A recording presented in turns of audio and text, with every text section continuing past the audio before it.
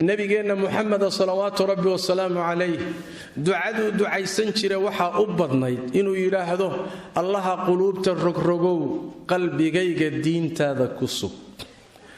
allaha quluubta gadgadiyow qalbigayga taacadaada u gadi oo xagga taacada u rog Aisha weydiisay rasuulilaahi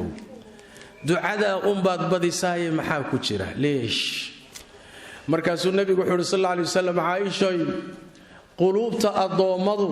waxay ku jiraan laba farood oo Ilaahay farihiisa kamida dhexdooday ku jiraan sidoo doonuu Ilaahay u rogroga tabaaraka wa taala imisa qalbigiisa khayr iyo iimaani ka buuxday oo inta iimaankii khayrkii laga rogay gaalnimo lagu rogay wal ciyaadu billah imisa qalbigiisa gaalnimo iyo shahwa iyo shubuhaad ka buuxday